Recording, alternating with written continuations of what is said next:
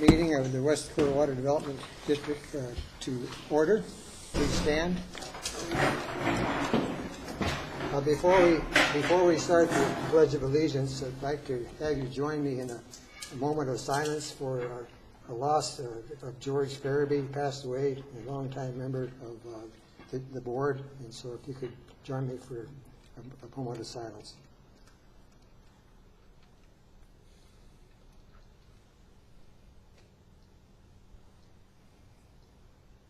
Thank you. Now, the Pledge of Allegiance.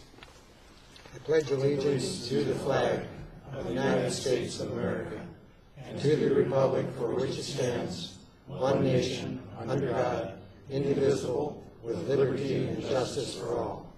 Please stand for the invocation. James.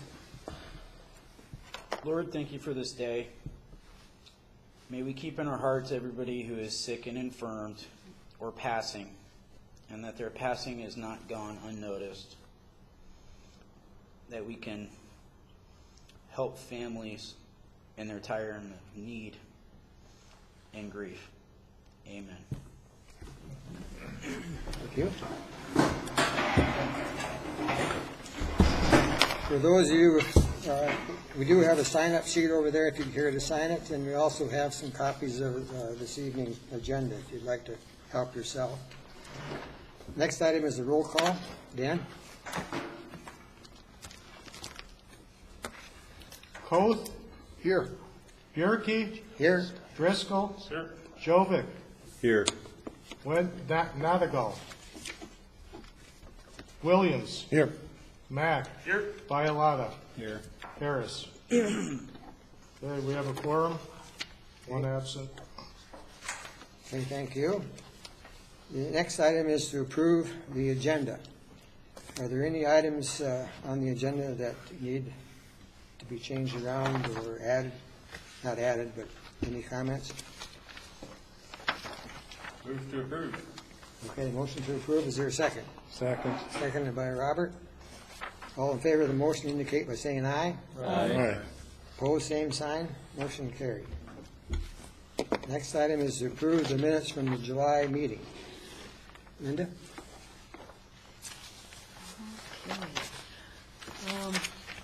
I noticed there was one typo on page 5. Anyway, rather than methodology, it said methodologic. But other than that, does anybody have any additions or corrections? Move to approve. Move to approve. Is there a second? Second. Seconded by Robert. All in favor of the motion indicate by saying aye. Aye. Opposed, same sign. Motion carried. Item number 6, conflict of interest. Is there any conflict of interest of any board members on any of the items on the agenda this evening? Well, Mr. Chairman, Yes, sir. my concern is that as treasurer, I have the ability to sign checks with the banks that I just started accounts with. And I need to know if that's going to be a conflict of interest for anybody that I have savings in the what's it called? Black Hills Community Bank. Well, my thought on that is no, it wouldn't be, because you are acting for the board on doing this. You were assigned as the treasurer as part of your position with the board, and so to do our reports and do any financial business that the board would do. So I don't Okay. see it as a conflict at all. Does anybody else have a comment? I don't see it as a conflict because we have already chosen this as our financial institution. Okay, Okay, thank you. moving to item number 7, treasurer's report. Dan?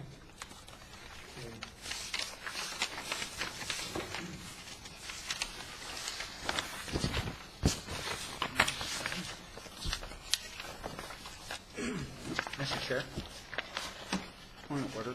I think we overlooked something on the agenda. What was that? The budget, which is usually half of this meeting. Towards the end. Yeah, that's item, let's see, what item is that?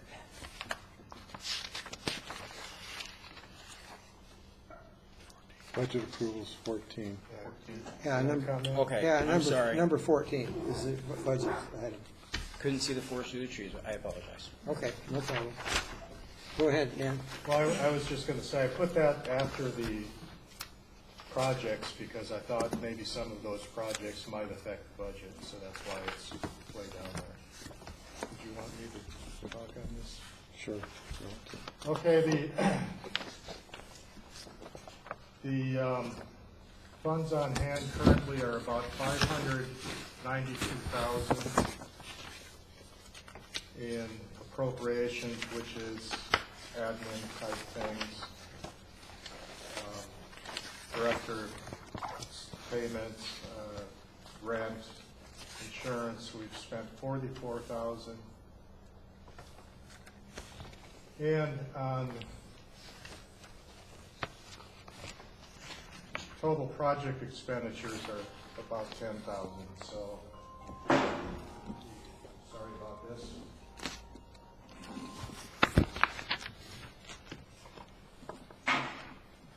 So we've got quite a bit left in the budget, but we still have some outstanding obligations of $73,860. So the $5,000 septic grant has been removed, so we've got, that obligation has been removed.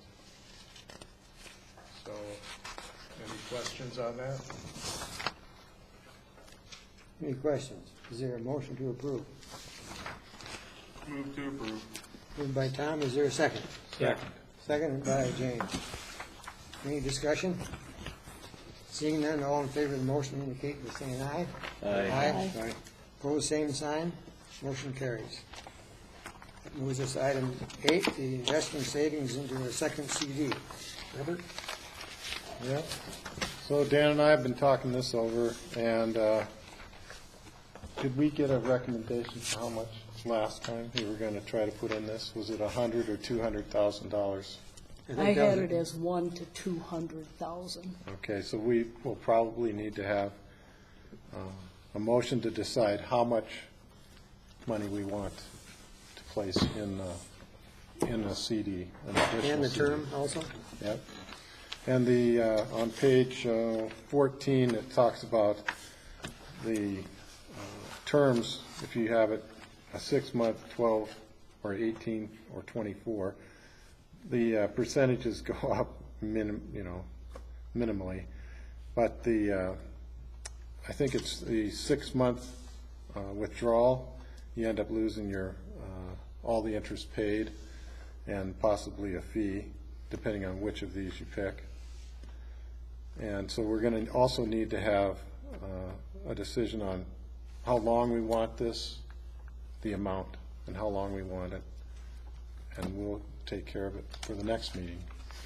We have 200,000 right now in the CD, is that right? Yes, And that was is that for 1 year? for 1 year. Okay. Any thoughts from any of the board members on the amount of money and the term? Did you have something you wanted to say? Any suggestions, Dan? Well, we definitely, the 6-month doesn't make sense. That's the same as our savings account. Okay. I would lean towards an 18-month. None of these interest rates are great, but they have dropped since the last time we got a CD, and the banker thinks they'll continue to drop. There is, as Director Williams said, there is a 180-day period, and if you withdraw before that, you'll lose some of the principal. If you withdraw after that, you just lose interest. So even if we had to cash it in early, we'd only lose, if we made it 6 months, we wouldn't really lose anything. The other thing to keep in mind is anything we put into a CD is going to come out of savings. So in my column here where I have the annual yield, it's actually in reality going to be a little bit less because we're going to be losing some from the savings account. So anyway, in summary, I would say an 18-month which would give us .45. And the amount,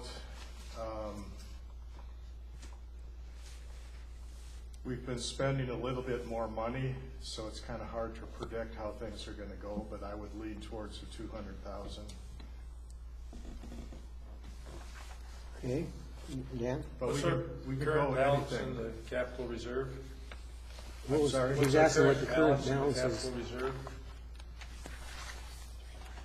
I'm looking at this, it says savings and checking, 391,000 and some Okay, dollars. the funds on hand are going to be 328,000 cash. Okay,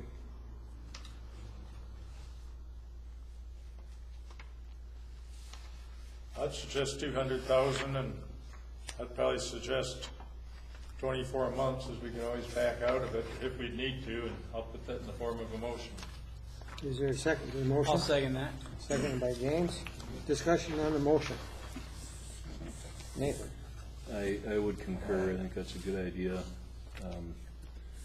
I think typically when we go into these things, you want to have them laddered. So we definitely would not want the 1 year because it would be so close to the due date on the previous one. So the 18-month or the 2 year, I think, are the only remaining options, and I like the interest rate better, obviously, on the 2 year. I think the amount is appropriate and leaves money in there for project spending if you want to do that, and there's going to be additional funds coming in anyway, so. There will be, no? James, you have? Dan, that should read 24-month CD. 24. Yeah, the motion was 24. Thank you. Okay, And go ahead, Dan. I guess I would like to make a request that the treasurer and I can make our own judgment just in case this interest rate has changed, because this was several days ago that I got this number.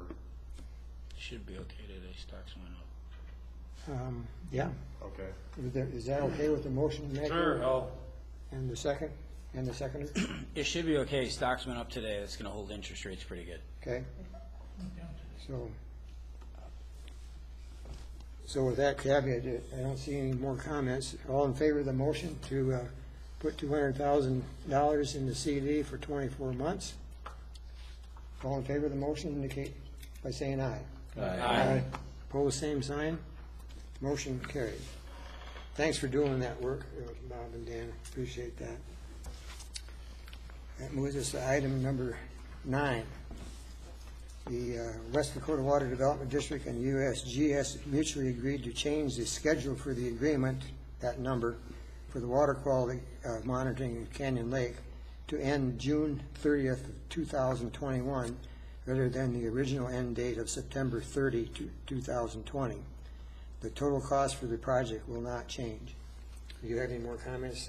Well, I see the masked man, one of the three, Galen. Galen's here. Do you have any other comments, Galen? No, it's pretty self-explanatory. I think you guys had an update from John last meeting about the status of the dredging, and we're still kind of on board for just waiting until they're just wrapping up with their dredging, and we'll get out there for 4 rounds of sampling and wrap this up. So I think we project June should be a good end date if we can get in there, March, April, May, June, something like that for sampling. That's kind of the latest we go, and I think this should work, and no change in the cost. We'll just set it there. Thank you for maintaining the cost, being willing to do this. Mr. Chair, I recommend we approve. Motion by James for approval. Is there a second? Seconded I'll by second. Linda. Discussion on the motion. Seeing none, all in favor of the motion indicate by saying aye. Aye. Opposed, same sign. Motion carried. Thank you. Item number 10, official notification of October vote on changes to bylaw articles 5, 6, and 7. Linda? Okay. Well, in your packet,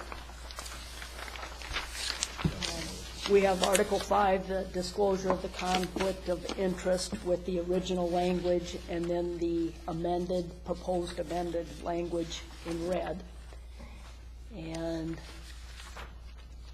this, I guess, just serves as notification that we can vote on this at the following meeting. The reason we can't vote tonight is because I didn't have 30 days to get this announcement out, because there wasn't 30 days between our two meetings. And that's one of the changes that Yes. you're proposing, or we're proposing. Yeah. So that first item we can vote on in the October meeting. And then, kind of at Dan Mullally's suggestion, we changed that 30-day requirement to 25 days. So that's a proposed amendment to the bylaws as well as our policies and procedures. And really, the only time that's going to come up is when we have back-to-back meetings, like July, August, December, January. But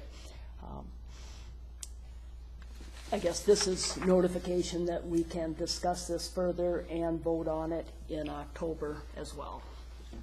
Do we need a motion then to do that? I have a question. I don't think so. We don't need it, okay. Can we split these so that we're voting on the language that's in red, and then the change in the wording that we were, for that second part, for the language to change the number of days? I'd like to have those as two separate items on the October deal, so there's Yeah. not a lot of confusion. Yeah, I figured it would be separate votes. Yeah, I agree. Okay. Yeah. So I'd like to move that we approve the October voting for these two issues, and they become each their own agenda item. Okay, is there a second to it? Second. Seconded by Nathan. Nathan. Okay, discussion. James? I believe the 30 days were met. We held the meeting on March 10th.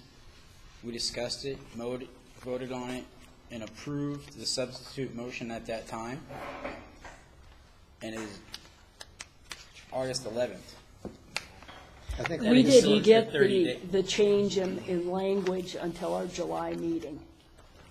When our attorney was here and presented that, Oh, and that I was the think we're short a 14th. couple days. Yeah, it's 28 days. When does the- Yeah. Did you get the Nathan? second? Nathan seconded. I've got a question on the number of days. Is that something that we can do unilaterally? I mean, is there any kind of potential conflict with the state law at all, or do you Well, know? it was in our bylaws, so that's 30 days, so. Yeah, but maybe it was based on something. If I can. I don't know. I can check that, but I have never seen anything like that. Well, maybe you could check on it. I'll check on it, and we're not voting on anything now, other than kind of a formality here to make sure these are separate on the agenda. The motion, go ahead, James. Actually, I did the math. It is 30th day today. July 14th was the day of notice. That day counts. You don't count the next day. July 14th to today is 30 days.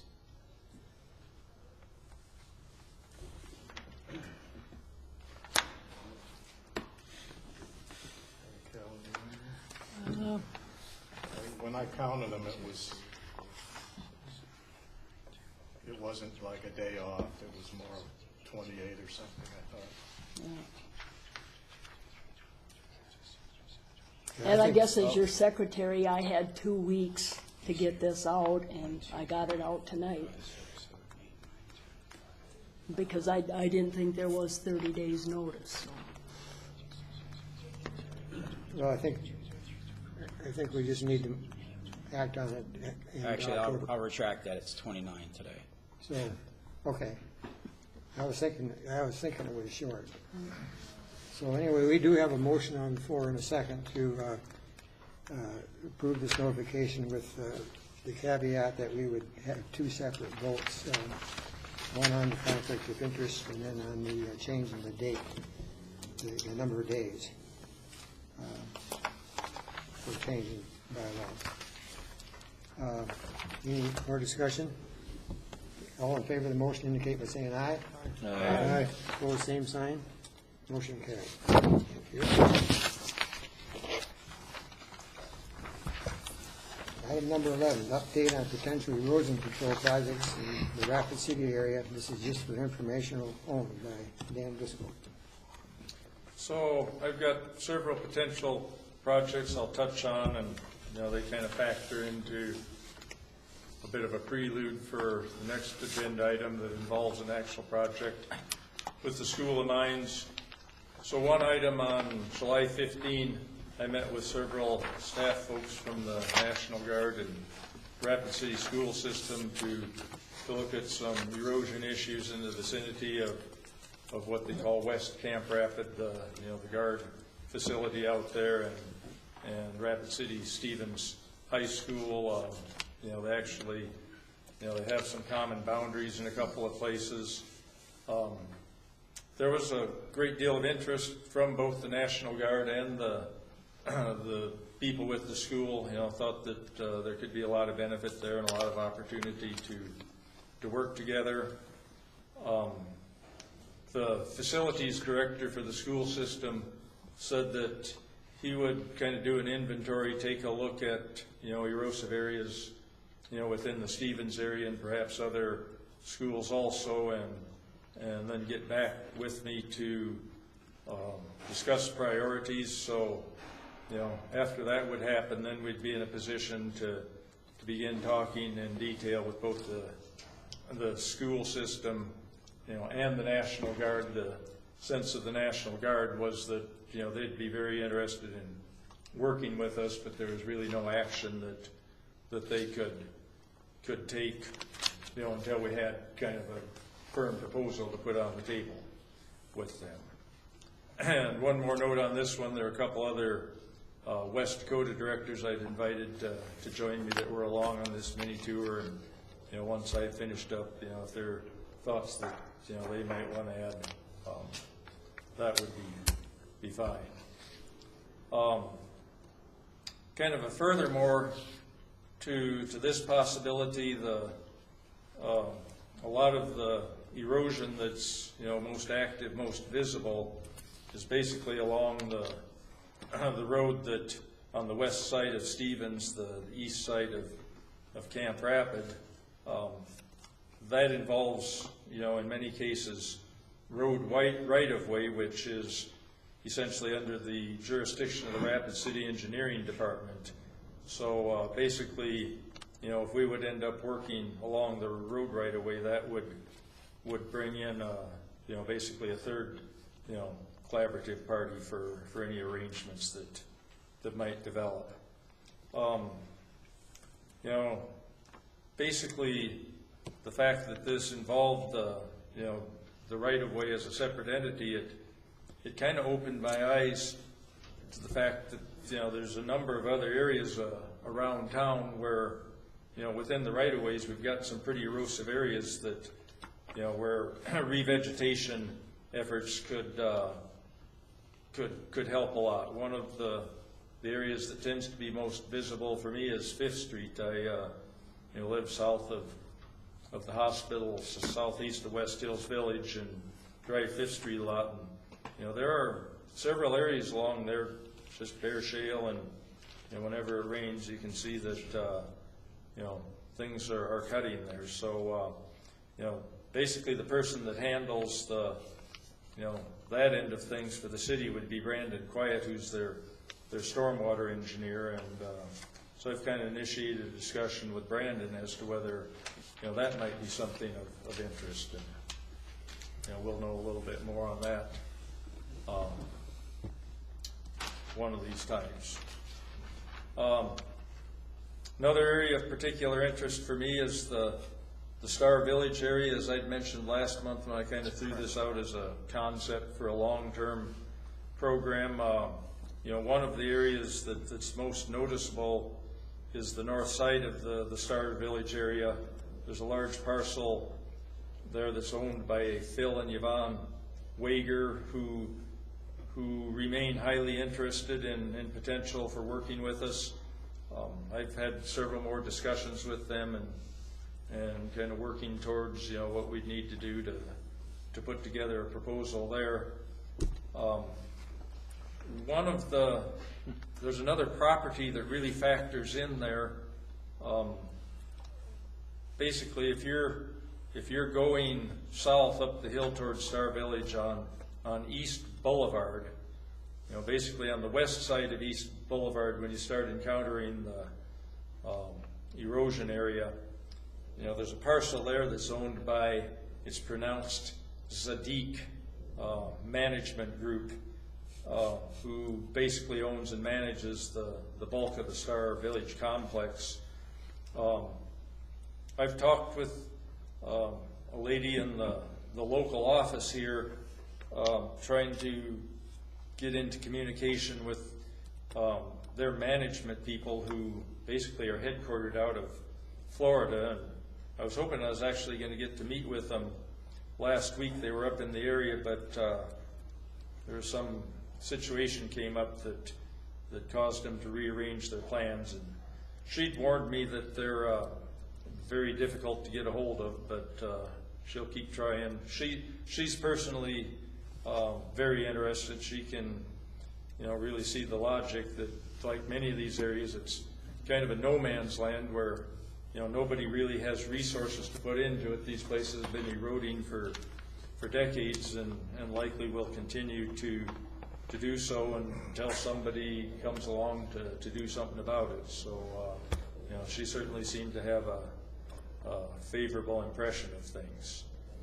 I did talk again with my contact from the City Parks Department about, you know, some sort of efforts in the vicinity of LaCroix Links and the like. You know, they really had a setback in their regular work this summer because of staffing, you know, back during the kind of the budget crisis end of things. So, you know, right now they're a little too busy getting caught up with other work, but things slow down a little bit, we'll get back together and look at putting together a proposal for a project with them.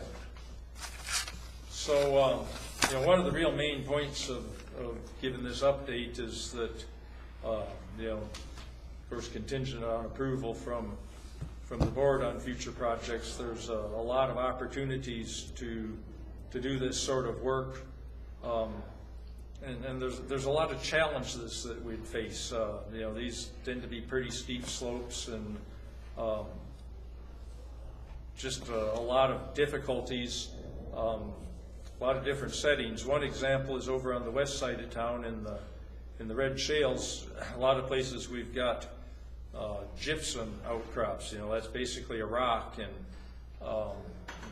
it's quite a bit different deal than just the black shales that we see on the east side of town here.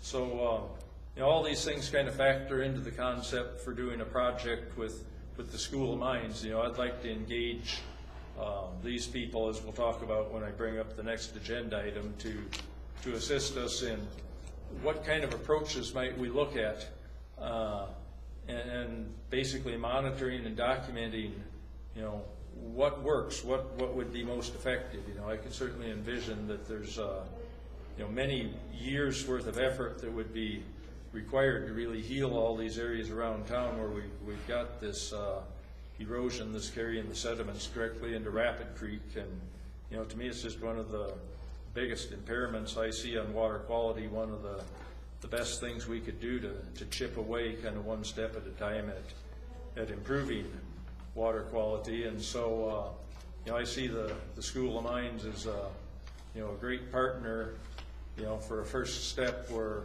you know, basically we can be, you know, developing a way to learn about what's effective while we, you know, do an initial implementation project. So, I guess with that's my update. And That's just the information item. yep, there's no Okay. action items, no motions. James?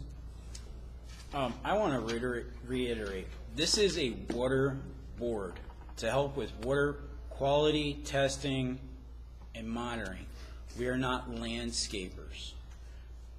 Star Village, owned by the Wagners, has been in their family for at least 30 years. They are trying to sell the property you want to beautify so they can get a better bang for their buck.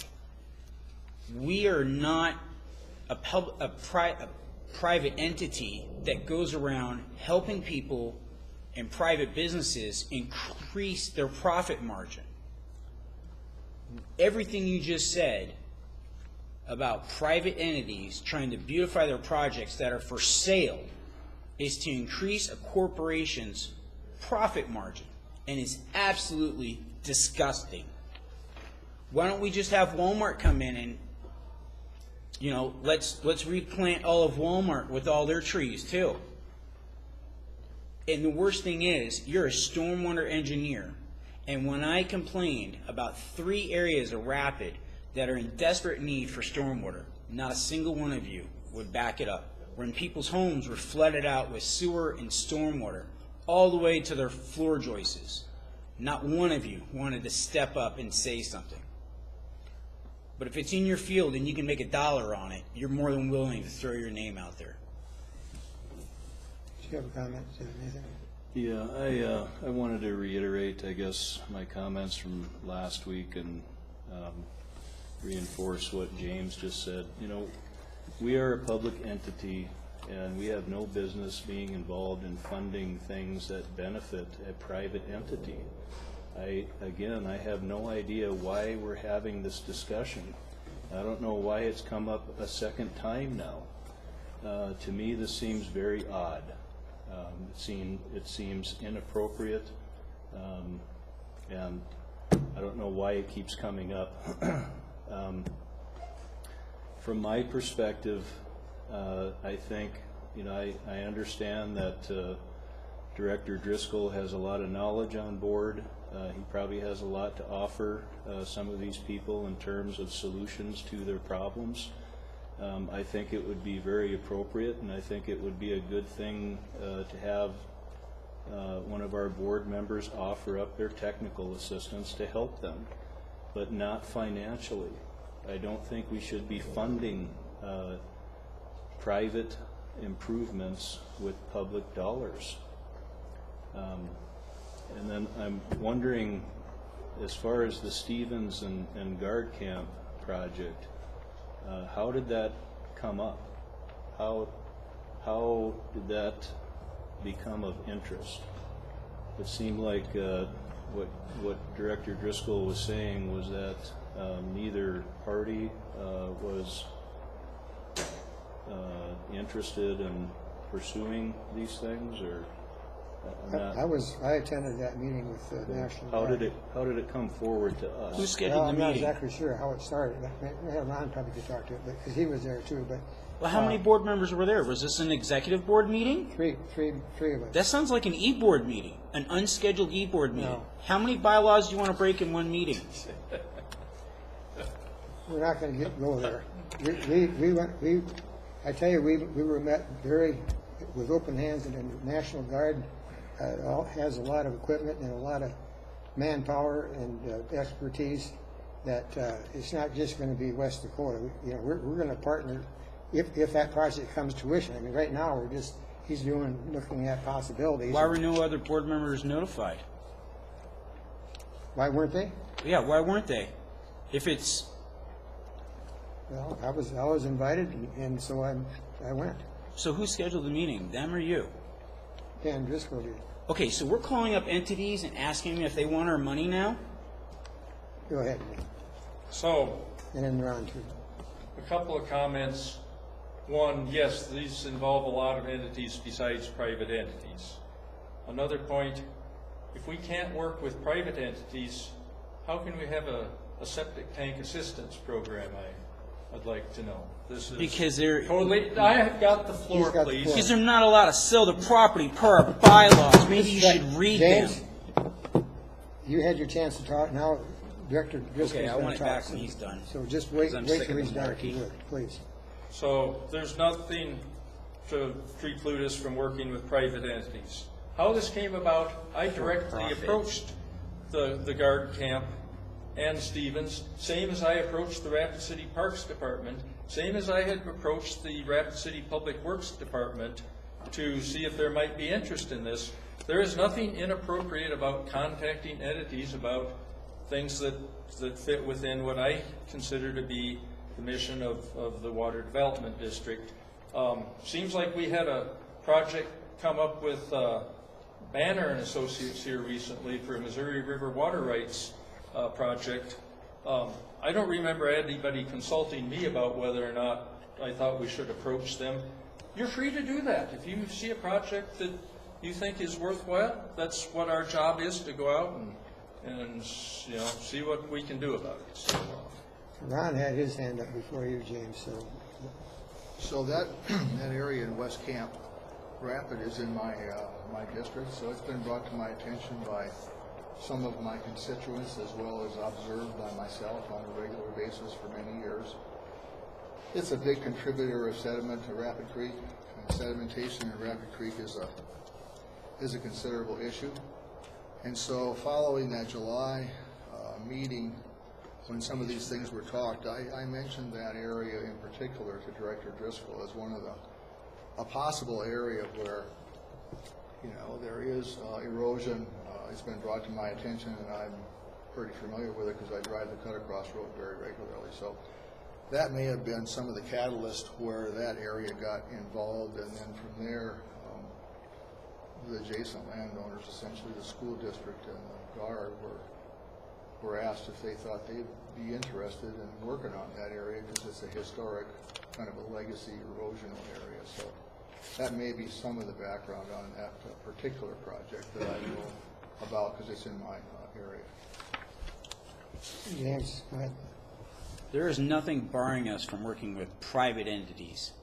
There is something barring us of inflating private entities' property value for private gain. No one on this board has approved a septic tank when somebody's come in and said, we're trying to sell the house and we need to fix the septic. We're not giving septic tanks to house flippers. We're giving them to indigent personal property owners who, without additional funding, may not be able to have a functioning wastewater system. Nobody said, let's go fund all of Star Village's lots that are for sale so they can sell them for a higher profit. That is exactly what was discussed in the last meeting. Secondly, how is that water getting to Rapid Creek through 3 streets of storm drains? And the school property at Stevens, between the guard camp, would have to go down all the storm drains on, well, what's the name of that street? And then down Reddale, over the hill, mind you, to get towards Rapid Creek. And in all the soil samples I've seen getting pulled out of Canyon Lake, I ain't seen red soil in there. There's red soil in there. Little Canyon Lake is where Red soil At the coming out. bottom, it was there when they built it. No. I live out in that country, and You're telling me it goes uphill, over the mountain, and into Canyon Lake. That I have to see. Well, I'm not here to argue that. Well, you tell me how Stevens High School water goes up over the hill and into Canyon Lake. That's Lime what you just Creek, said. You might be right. a great scientist, Lime but geography Creek. is not your strong suit. Yeah, Lime Creek flows runs Rapid into Creek. Rapid Creek. There's part of that. And there's that- 5 And- streets of and- storm drains before there. What's that? 5 streets of storm drains before Yeah, it that. gets in the storm drain, it runs right into the creek. The storm drains are not supposed to run into the creek. Oh, they do? Where they go? That's where They're they supposed to go. go to the go. stormwater system the city developed with filters in place. No, that water runs in a pipe That's and what it's dumps supposed to do. into Rapid Creek. So, no, that's not true at all. Right, because they clean those systems. Anyway, I think we don't have any, we don't have anything to in front of us for action on this thing. It was for information only. I'd like to, we can sit here and argue all night about this, but let's just move on to item number 12, which is We have an a action, hand which up, is an please. action item. Yes. Wanted to respond to Director Driscoll. He mentioned the banner work on the Missouri River, potential Missouri River pipeline project, or whatever it might be. trying to equate that to what he's doing, I think that's For his own business. I think that's very dishonest. I don't think there's any correlation between work that is being picked up by a consultant following a report that we asked to have done that showed something that could potentially be done to help everybody in western South Dakota. So I can't see that that's equivalent in any way. And then the other thing I wanted to mention is that I think there are two general philosophies that are at play here on the board. I think there are some people that believe that the purpose of the funds that we collect from taxpayers is to spend it. That money is to come into the board, and it's our job to find ways to spend that. And probably the quicker the better, because we're pulling it in and we should be spending it as we pull it in. Others on the board, I consider myself to be into this category, believe that those funds are being pulled from taxpayers to use on projects that are needed, things that people have, identified a need, and they've come to the board and request assistance from the board after having identified that need, and it's within our purview to consider that. So I understand where Director Driscoll is coming from, because as I've mentioned at past board meetings, I used to be a federal engineer, and I saw that model a lot. I saw federal engineers, the Corps of Engineers is famous for it, go into communities and they literally search for projects. They search for things to spend money on because they've got a budget that needs to be burned by the end of the fiscal year. So that's what they do. In my mind, that does not create good expenditures of money. I don't think that's what we should be doing, and I don't think that's what the regular taxpayer thinks that that's what we should be doing.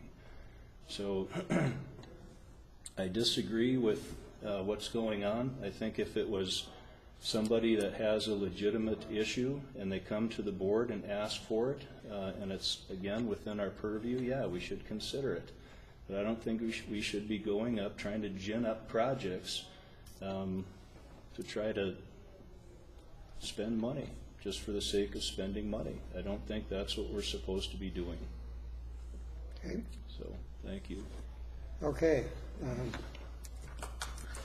Like I said, that item was for information only, but the next item, number 12, is a proposal from the South Dakota School of Mines and Technology for a project for revegetation exposed erosive soils on campus. Dan, you want to handle that? Yep, so in developing a proposal with the mine folks, we identified an area. It was shown last month on some slides that I showed on the southwest side of the campus that is considered a very good candidate area by the School of Mines, and from my purposes it works very well.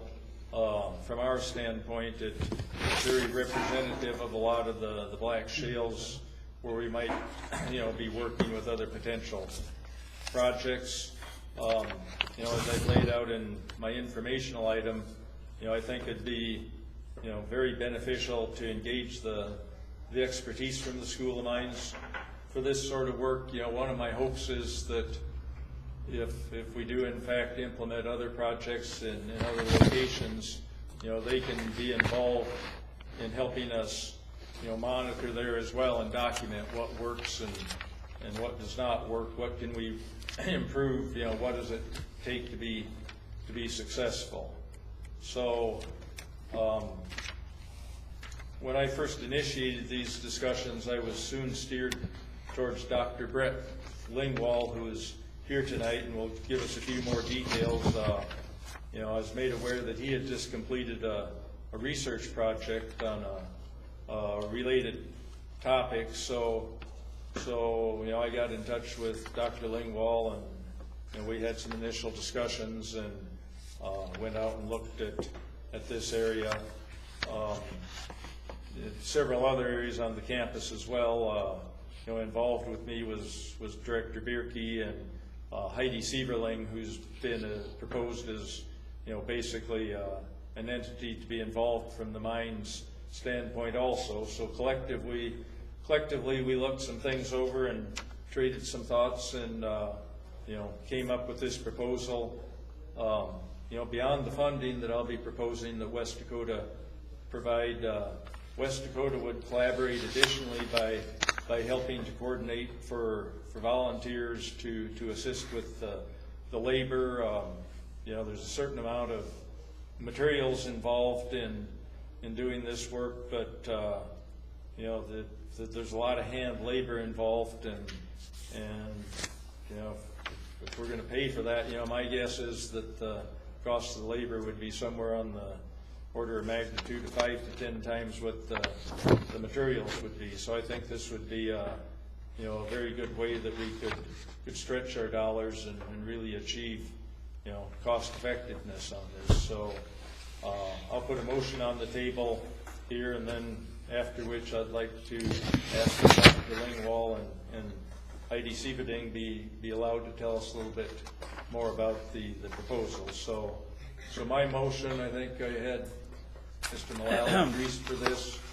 Order, will be Mr. to Chair. fund the proposed project with the School of Mines at the proposed funding level of $24,800 as identified within our project package. Mr. Chair. Is there a second to the motion? Mr. Chair, point of order. Never in this board's history have we ever taken a motion before even hearing a presentation. There should be no motion and a second unless there's been some kind of backdoor full board meeting before this meeting took place. Well, this is an action item. And This what is an what we action generally item, but do is when we have we ever- We get a motion, We have and a never second, motioned and to then- approve a project then before ever discuss the hearing project. it. And then discuss the project. No, we have never done that. Not true. No, Is there never. a second to the motion? Seconded by Ron. Then it's Now- open for now discussion. Now let's quash this project. School of Mines and Technology's bike trail, which they actually tore up the mountain to carve this and cut away the grass. It hasn't been built yet. It's open for discussion the second we opened it. Thank you. Now, not only that, received $48,000 from Game Fish and Parks for including erosion control and, let me get the exact terminology, sustainable, durable, long-term stabilization materials. My God, sounds familiar, doesn't it? They're asking to double dip, and they got paid 80% of the project's total, and the other 20% is coming from their sweat equity from the students. This was awarded in the School of Mines newspaper and is publicized on their Why are we talking about the Game website. Fish and Parks project? I'm sorry? We're not talking about the Game Fish and Parks. We absolutely are. It is in the bike trail area this That's in the project area. is to take place. Erosion materials, erosion control, and hill stabilization, which was already fully funded by Game Fish and Parks. And Point they of want to order. double I dip. ask that we hear about the project. Excuse me, as before soon as you motioned, you gave me the green light because now it's open for Who's discussion. the chairman here? That's right. Maybe he should have waited to do it until after We discussion. have two members of the School of Mines here. Let's hear from them, and then we can have discussion. I'm sorry. As soon as you opened it up and gave the second, you opened it for discussion. That's where you screwed up. You want to argue? Now you lay the bed you sleep in. Do you want to hear, and I'll pass out this data. I'm not going to have you talk to me or anybody else on the board with that kind of language. I said you lay the bed you sleep in. What foul language did I use? What foul language? In fact, I'll pass this around to Mr. Driscoll first. Make your point That so they you can were move on. awarded $48,000 and change for hill stabilization, and It's a bike path. also the hill stabilization and erosion control for that eroding area. Oh, and there's a picture of them tearing up the hillside of all that nice grass that was the erosion control prior. All right, Dan, we're going to introduce the School of Mines. Please. Double dipping Brett? on a project. All right. Can you identify yourself for My the name is record? Brett Lingwall. I'm a professor at South Dakota School of Mines and Technology. I'd like to talk to you today about a project that's been in the works for a little while from various aspects. Our concepts that we've been working on for the past few years are about rapid revegetation of exposed slopes. Now, this research began with... Could you stand by the microphone? Thank you. Yeah, this research began with an idea about soils that have been burned in a forest fire. And so we had a pilot project that was funded by Federal Highway, which we found some good results on. And we have had in, Heidi and I, we've been thinking for about 4 years now about a living laboratory, where we could have a spot on campus, or near campus or off campus, it's not essential, the location, where we could demonstrate some of these technologies for both erosion control and water quality, the water quality aspects. The idea would be to try to get some long-term educational benefits for, we could take, when we have middle school students and elementary school students and high school students, and we're talking about things about water quality, about erosion, about some of the issues that are under the purview of this board. It'd be nice to have a living laboratory where we could show these are some things that work, these are some things that don't work, where we're monitoring over years, not just a quick 6-month project, but over a 5, 10, 15, however many year project. So we've been percolating this idea for about 4 years now. We had a discussion with Director Driscoll about some potential places on campus. Now, there are more than one location on campus that has some erosion problems, and there's locations right off campus. We have been out, and we found a nice spot. It's close to our building, so somewhat selfishly, I can walk to it within like 1 minute walk. It's a bare slope. It's kind of an ideal condition. We went to get approval to pursue the topic, and we got approval as long as we coordinated with this bike trail that's being put in by others on campus. So we can move the spot if it's so desired by the board. We're not married to the spot. What we are married to is the concept of a living laboratory for long-term longitudinal both studies and education to help understand the erosion processes in these shells, the revegetation, and also the amount of sediment load. One of the things we're most concerned with from my research group is not necessarily the sediment load, it's some of the co-contaminants that come off with the sediments. There are some locations in the greater Rapid City area that are old smelting areas where there's heavy metals that are coming off with these sediments. There's locations where we have other contaminants, including PFAS. So there's a coming PFAS storm that's about to break over this country once the EPA sets its rule. Once the EPA sets its rule, we know that a lot of the waters in this area are going to have to have some sort of remediation. So part of what we're thinking about, this long-term stuff, is to try to get ahead of the storm and have some things in place for before the storm breaks, to have some things where we can point people who are landowners, be they public or private, doesn't matter to me, ways that they can, some tools that they can have in their toolbox to fix the problems on their properties. So we would like to propose a modest $24,800 project to develop this living laboratory on campus. If the board so wishes, we can move the spot so it's nowhere near the bike path. We can move it off campus. We can move it to DOT property. We have worked with the state DOT on some of these topics in the past, and they have agreed that we can use their property for a living laboratory. It's not terribly convenient to take high school students to a freeway, but we could do it if we wanted to. I mean, there's all sorts. But this seemed like it was a nice synergy between what the fishing games had already awarded before we were even thinking about this. And it just so happens that it's a nice spot where we can have a trail where we can take people up easily to show them the living laboratory. It seems like it's a nice, happy synergy to us, and I like taking advantage of happy accidents and maximizing the ability of different organizations to get something and have something that is special, that is bigger than what the individual organizations can do. But at the same time, I'd rather have the living laboratory than have it at any particular spot. So Heidi Seiverding has some things she'd like to talk about with some aspects of this, and also some collaborations that we've had and we intend to have with some of the other institutions in the state to try to really make this a success and something that can have long-term benefit for your constituents. So my name's Heidi Seiverding. I'm a research scientist at the School of Mines. And one of the things that I think needs to be explained is can you guys hear me? Or should I take my mask off? That's better. My voice does not carry. So when we're talking about the concept of a living laboratory, it is something that has been around for a while. So when you have a living laboratory, you don't go in and set up experiments.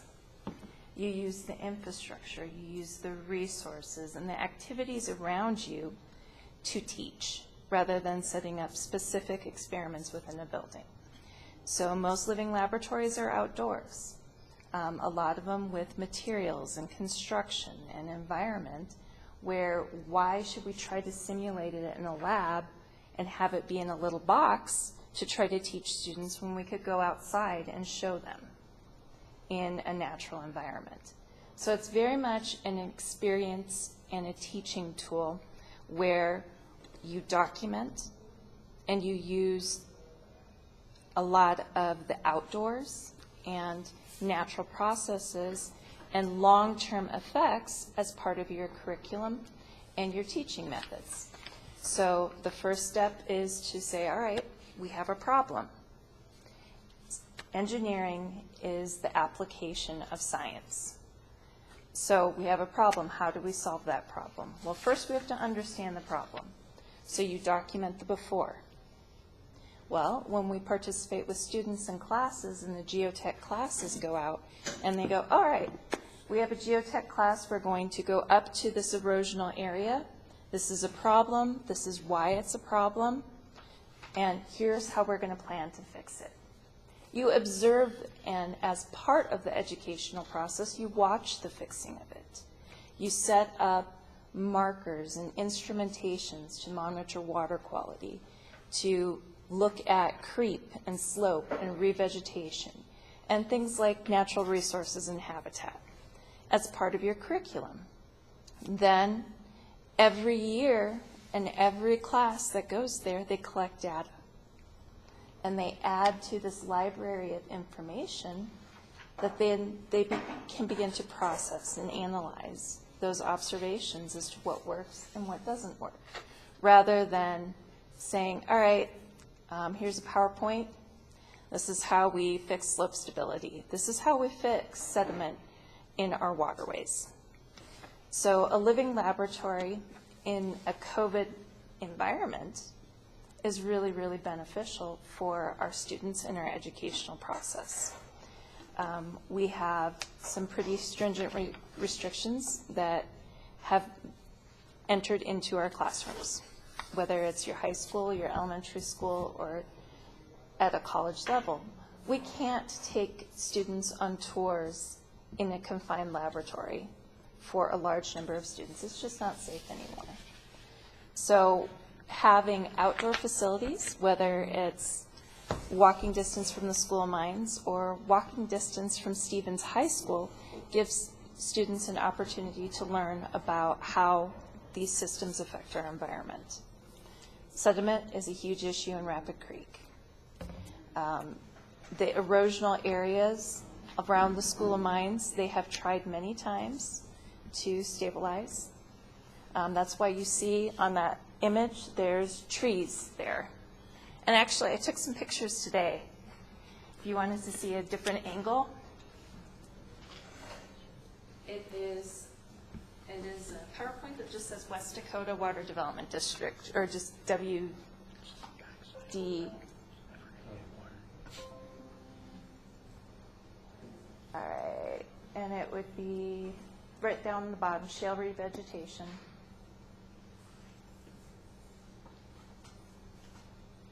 So I went out behind the building and took some pictures. So if we look at this picture right here. There is a pointer there, by the way. Oh, It's actually a cat toy. a cat toy? That's awesome. Don't point it at yourself. We need one of the little birdie ones so it tips back and forth too. So you can see it's a pretty large area. If you go to the next slide, it's again, it extends for quite some ways. And then if you go to the next slide, you can see it's really very steep. And there's a nice deer that was all mangy looking at me. It did not look very healthy. But you can see there's a lot of direct erosion, so much so that some of the trees are beginning to destabilize. Now the school has planted and tried to revegetate these over the years, and it's just hard. It is challenging to revegetate these shale areas, and we don't always fully understand the processes. Brett has had several experiments and different projects that were out of the landfill. And some were successes, some were not successes with the DOT. And the shale chemistries really cause a problem with revegetation. And unless we find the right combination of natural plants, the right combination of substrate and engineering materials, we're going to have a continual erosion process.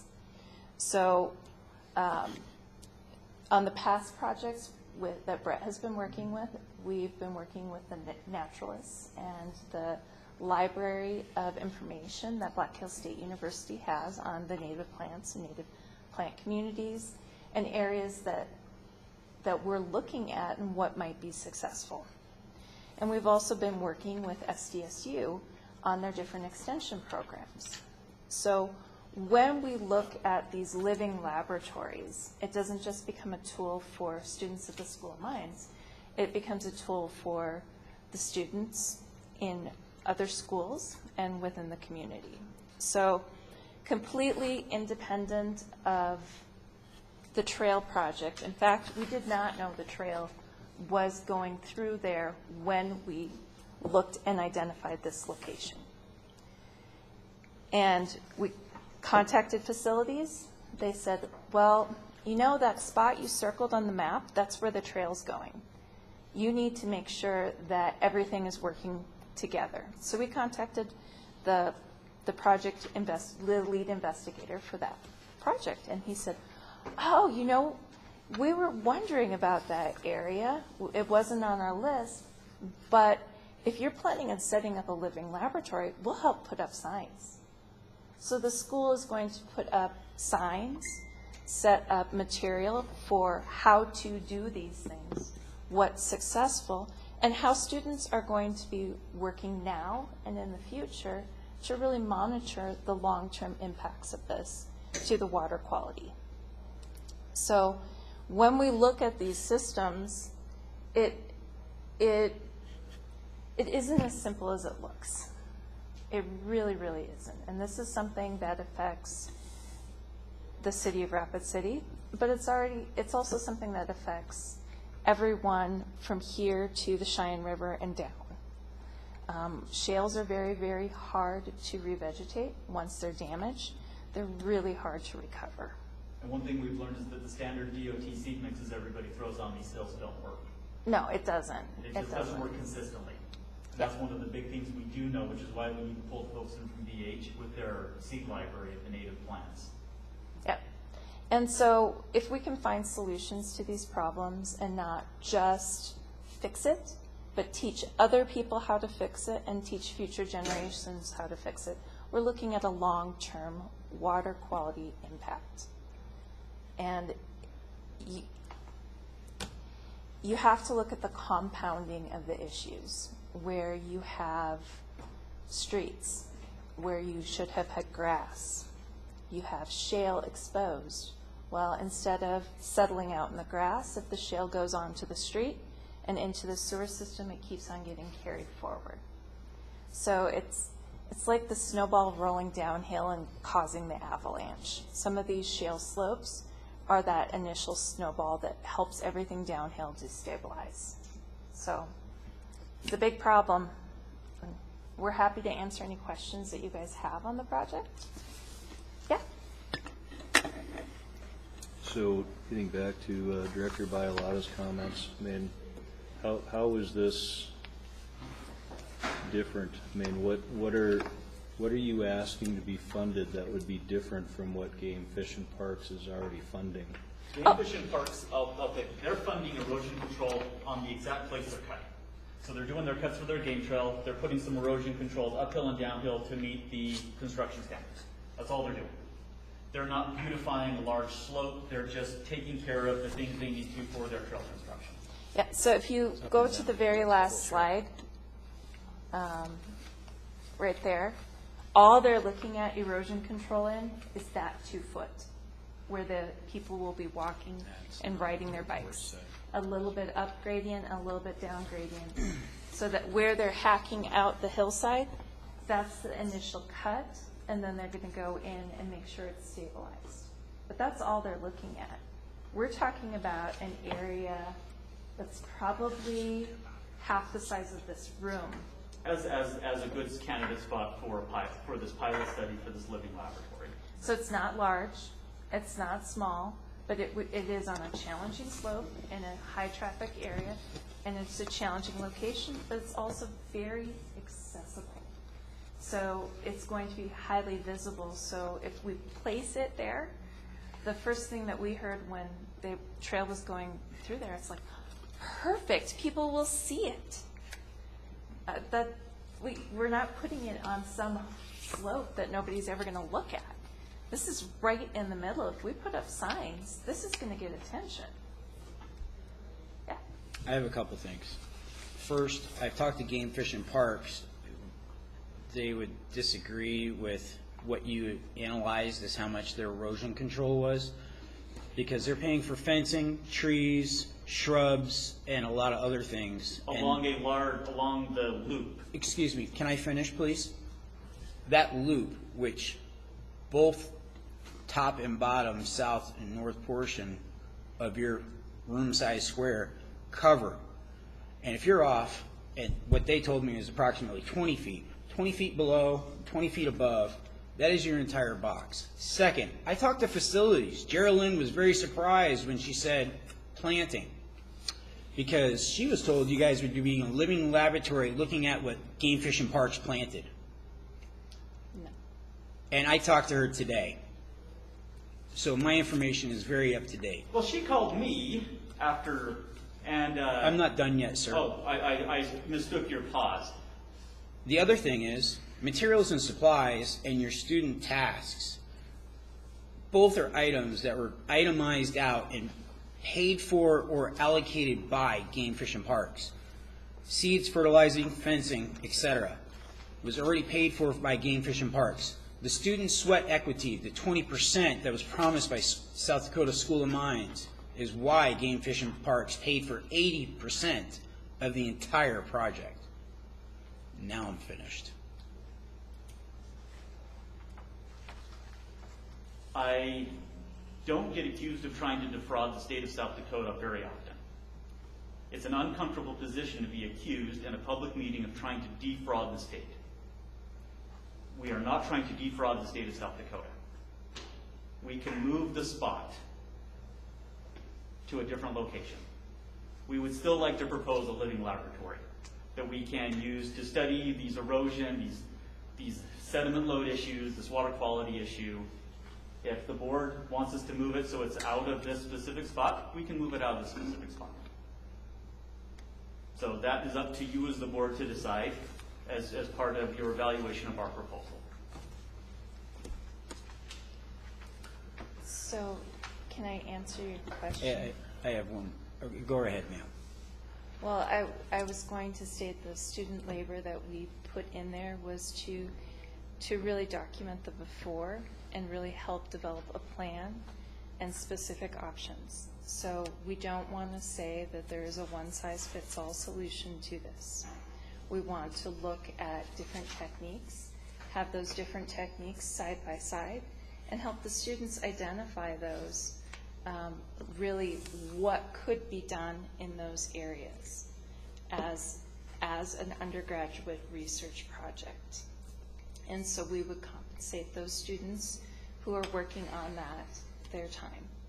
And then really the whole specifics of the engineering design of calculating how much material is going to be needed for these different tracks, that's completely independent of constructing the trail and revegetating. We were talking about revegetating with volunteer labor, and that is separate from the trail. We honestly didn't go through and look at their proposal. We just thought, wow, it's going to be visible. Some of the money is for instrumentation, so we can monitor infiltration rates, so we can, also some water quality instruments. We have a little weir so we can see what the runoff is, different technology. So I think at this point, it's probably best that I think we've given enough information, enough background, and it's up to the board to do what they will, make the decisions they want to make. I know there was a question from Nathan. Yeah, I've got a couple of them now. You mentioned some of the equipment. I guess I didn't see that in your cost proposal here. Is that stuff you already have then, or? Good. So the school will let us use the truck. The landfill and the city will give us as much compost as we want to do these experiments, because they're interested in it as well. So that's stuff that the city, that the school has, little small gators that we can tote things around in for their grounds maintenance that they would let us. But we'd like to build some of these weirs and things. It's going to cost money. Yes. I had another. Oh, he's got another item. It sounds to me like maybe if you weren't aware of the other project, you didn't review that, you might just have been unaware that that this might be a duplicative project here. But I'm wondering, so the Game Fish and Parks funded this project to do stabilization in that same area. How are they going to do it? I don't know. I don't know if they know. Not my project. It's facilities. It's not facilities project either. Facilities oversees that. Anything projects and grounds has to go through facilities. I think you should check with Geraldine. Mm-hmm. We checked with Geraldine. Right. And we've talked with facilities, but we did not interrogate the other project team about exactly what they were doing and where they were doing it. Perhaps that's our fault for not doing enough due diligence. In our eagerness to find some synergies, again, we're eager to find synergies and to make things better and to do these things. There's, along that whole trail line, there are more than enough problems to solve that there's plenty to do everywhere. Those shale slopes have been destabilized for 100 years, and they're hard to fix. This area that we looked at out there is probably a lot more than what the Game Fish and Parks is going to be doing in terms of protecting their bike path. We've got some bike paths in the city. We have Skyline Drive and M Hill, which is a privately owned facility. Everybody's aware of that thing. And when they work on their projects, there is a corridor there that they work in, but I'd fair to guess that they're not going to go up to the top of that slope as what your project is proposing. So there's going to be there's still a pretty vast area that they would not be involved with, that your project would be involved in. And we can too, there's other spots way away from the trail we could use too. They're just not as nice and visually appealing as this spot. But if we don't want to appear that we're double dipping, which is it's fair to try to consider those things, we can move it to a different spot. It's fair, it's easy. Not married to this spot. But Mr. Chair, Yes. I think if you look on page 21, their proposal is just over the tree line, right near the proposed bike path. And if you look at the bottom proposal, their block runs the entire length of the bottom slope of the bike path. And when speaking to Jared Lynn, they were fully aware of the bike project. In fact, that's why they provided a map of their project area with the bike path. I further motion that we table this until, if this project is going to be considered, a suitable location where it doesn't appear that there's been double dipping. Not only that, I would suggest an area closer to a watershed where we can more say it's a water project.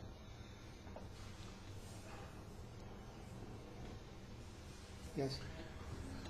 I'm wondering, what is your intent for a final product here? So you're coming to the board, you're asking for around $25K, and then what would be the deliverable? the deliverable would be a slope that has been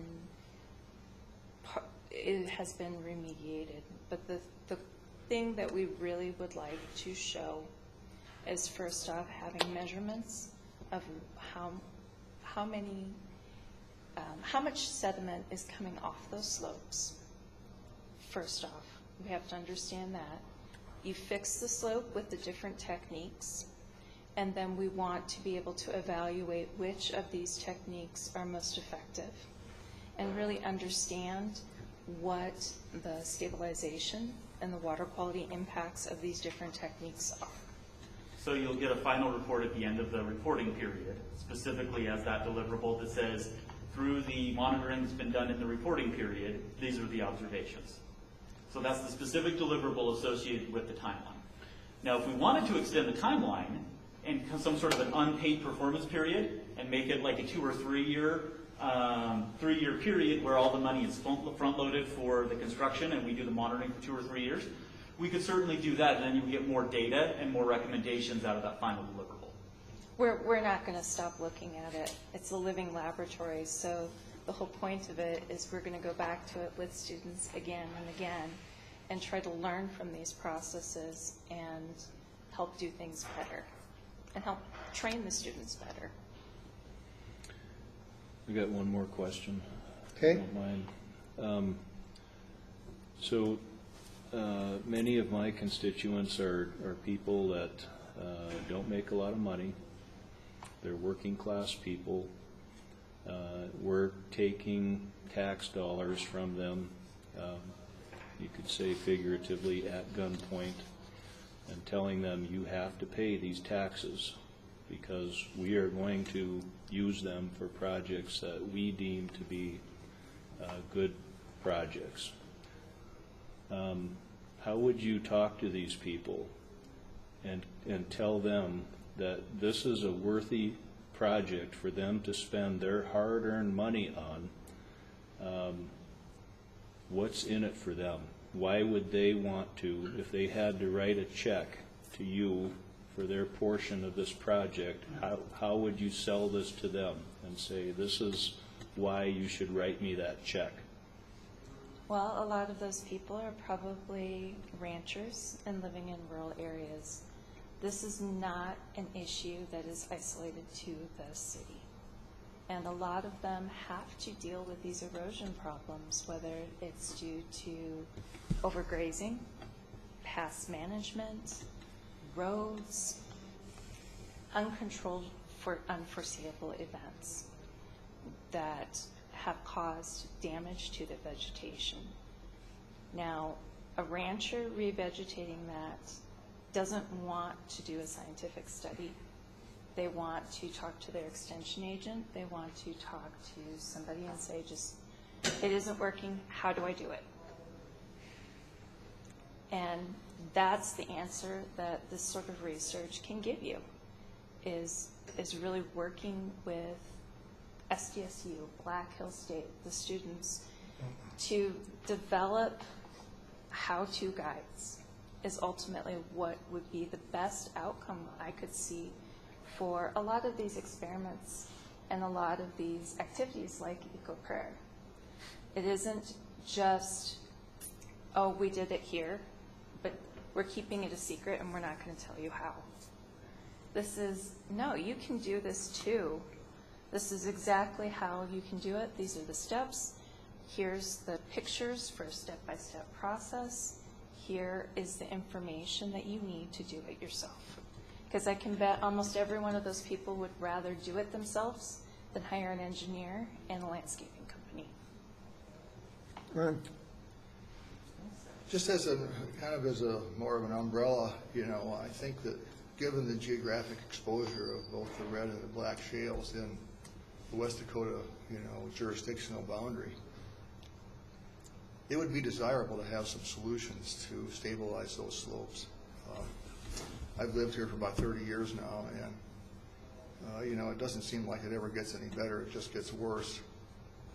Sometimes there's a little bit of success, but it's not very regular. So it would be, to me, it would be desirable to find solutions that would be applicable, as the end beneficiaries, you know, are going to be the creek or the river or the puddle at the bottom of the hill, where we can reduce some sedimentation. As far as the specific area there, it seems like it's convenient. There's obviously a larger area there within that black circle that, and I don't know if there's a scale on there, but would be wouldn't be encompassed by some of the work that, you know, would be overlapping with, you know, the trail work. So it seems reasonable to try and develop those things, you know, together. And as a taxpayer, I'm more than willing to throw my $10 a year into something like this that would see long-term benefits for, you know, erosive materials in the district. And in full disclosure, the blue line was freehanded by me. I didn't go in with CAD software and put it in exactly. It's a freehand. So take that location of the path with a grain of salt. It was supposed to be a cartoon to illustrate the synergies. We can certainly go in and we can get it down to the nearest inch if the board wants to see that in the revised proposal. But I mean, it's for illustrative purposes. Linda, you wanted to speak? Yeah, I just wanted to make a comment that I'm excited for your ideas, and then as you've mentioned, you know, erosion is a problem, and we put some Band-Aids on it, and some of them work and some of them don't. So this is an excellent opportunity to learn what works, what doesn't, and other people can use those ideas. I also like the location close to School of Mines for your convenience, for the students' convenience, and the public. And if it works out to do it near that path, even better. More people will see it, more students will see it. Thank you. I have a question about, you know, the cross-discipline coordination and so forth. One of the acronyms you provided was PFOS. Well, we have a PFOA and PFOS problem in Box Elder. Yes, you do. And And you've got non-point sources coming from eroding soils. yeah. And it causes cancer at 40 parts per trillion. Maybe. And the problem that we seem to have is there's really not a lot of good coordination. I was wondering where, you know, in your initial study, did you find that, is this on the hill where the smelter used to be?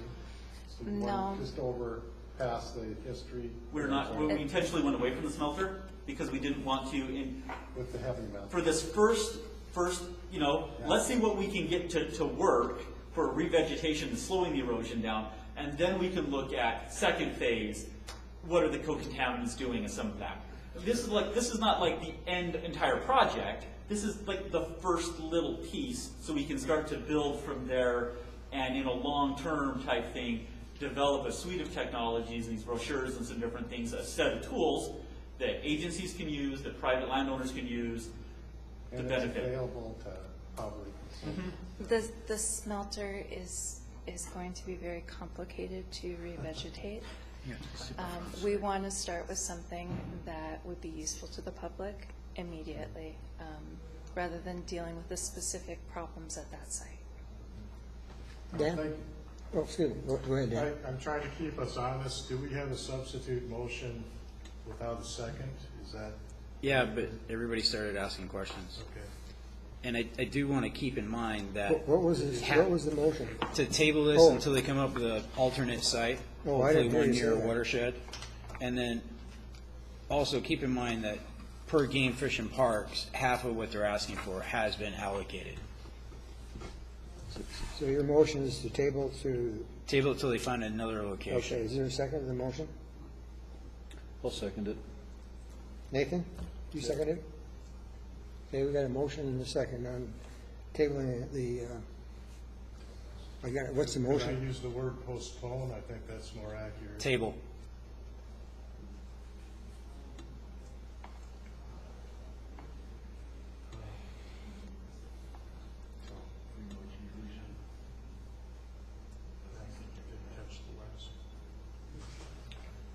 Mr. Chair, I've got a follow-up question while we're waiting here. Okay, So the question I asked previously was in regard to the value, basically, to the tax-paying public, and your response was that it would be helpful for people to have like a how-to guide and so forth, and that sounds good, but I don't see that as a deliverable. So how would this information, you mentioned a rancher, how would the information get to the rancher? Well, that's when we work with the collaborators in particular. That's what SDSU Extension Service does. We work very closely with SDSU. I correspond with researchers there on a daily basis. Most of the research that I'm funded for is in partnership with SDSU. I work with soil scientists, both Dave Clay and Sandeep Kumar at SDSU, and they have been working on that sort of issue on clay-derived issues with sodicity for farmers East River. So they have a very large problem with the clay, and it has a direct impact on water quality there as well. We can add it, I mean, if it's something the board would like to see, that can be part of the deliverables. I mean, But it's kind of what ends up happening with just about everything when you're working with SDSU anyway. Extension Pub. They don't go for peer review. Always, it's extension. Dan? I'll urge the board to vote against the motion to table this and go back to the original motion that's on the table to fund it. One thing I'll point out, Dan, if you could bring up the photo showing, or the Google Earth image showing the the proposed area and the trail. Right, that's the one. So Heidi and Dr. Lingwall and I gave this some consideration on how do we actually propose a project area. I would desire to basically try to tackle the whole erosive area, which is contained within the black, oblong. That's not all being eroded, but the majority of it is. To stabilize the slope, you've got to take it from the top all the way down. You can't start halfway down, obviously. The yellow rectangle is basically within that. That's proposed as the minimum area that we would work within. That's contained within the caption there on page 21. And we left it kind of open because, Dr. Lingwall was a little concerned about how big of an area could we actually bite off. And I told him that I thought, we could probably bring groups like, the Black Hills Fly Fishers to volunteer. Directors, are there any of the directors at the table that would be willing to throw I would. I'd be glad to. a couple of days in there and Yeah, working on it? I absolutely. said, I think we can get plenty of legwork, plenty of volunteers. So, depending on what what the cost of materials will be. That would be a driving factor, and that's part of the experience that we want to get into is what does it actually cost for materials to realistically do these things. So we can adjust the size of that, what's now the yellow rectangle, to any size. That's called a minimum area. So if in fact, I guess I would suggest that as part of if we return to the original motion, as part of what would happen if this is funded, immediately the thing to do would be for our project people to meet with the other group and determine exactly who is doing what where and make sure we're not overlapping. And I'm pretty sure that if it would become apparent that the intent of this trail is to stabilize the entirety of this area that's eroding, if that's part of their proposed project, I would think Heidi and Dr. Lingwall would come back to us and say, well, we had to cancel this. Dr. Keller didn't make it sound like he wanted to stabilize the entire slope. Right. So at any rate, I'll urge a vote against the substitute motion and to return to our original motion. Tom, you had your hand up. I want to call the question on the substitute motion. Hold on, I've had my hand up for a while. He had his hand up for a long time, longer than you. I doubt it. I also want to say how Game Fish and Parks budget for this, for the entire slope, the stabilization, all the materials, was only $48K. We're getting less bang for our buck for the same area. I'll second Thomas's motion. Okay?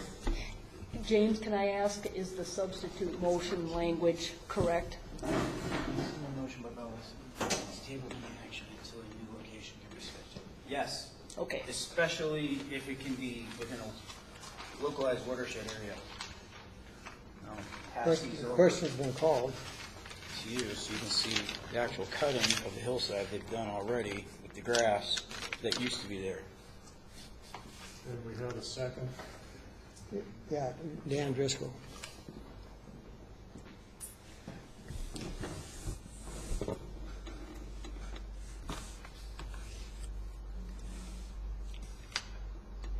Okay, takes a 2/3 vote.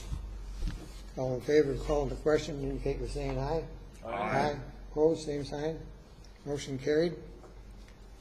So, the motion that we're going to vote on first is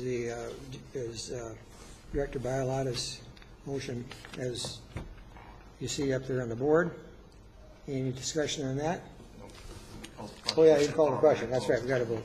Go straight to roll call. Yeah, okay, roll call. Yeah, you're right. I think there's one thing that's been missed. Is all that area encompassed state property? The question has been called. Yeah, question's been Because called. if there's a misleading here that that's private property inside that circle, We're gonna- that's a big no-no. It's all state property. It's all school-owned property. Roll call, please. Okay, roll call on the substitute motion. Yes. Harris, No. Bialotta, No. Or, sorry, we're voting on the substitute motion to table it. Yes.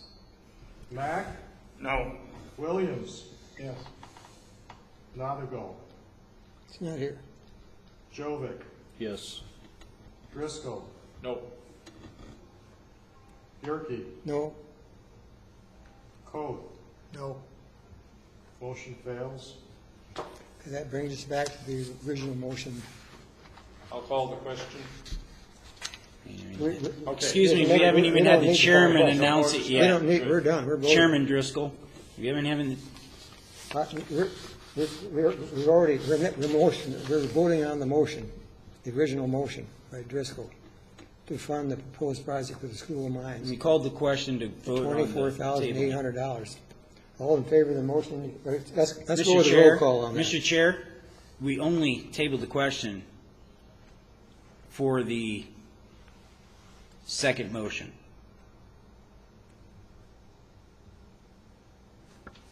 I called the question on the original motion. If there's a second. All right, so second to that. Second by Ron Coth. All in favor of calling the question, indicate by saying aye. Aye. Aye. Opposed, same sign. Motion carried. Private property. Now we're voting on the original motion to fund the school amendment study. All in favor of the motion indicate by saying aye. Aye. Opposed, same sign? Nay. Nay. Roll call. All right. While I Roll call. decide who owns the top of the hill.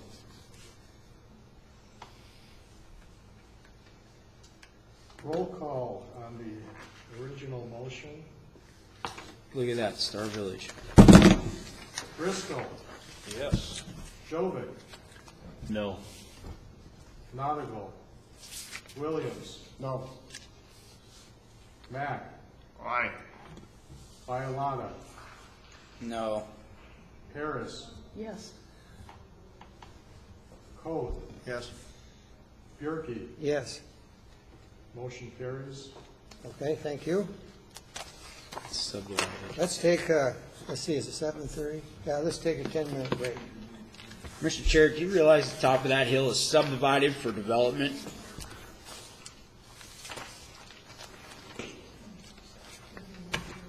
We're taking a break.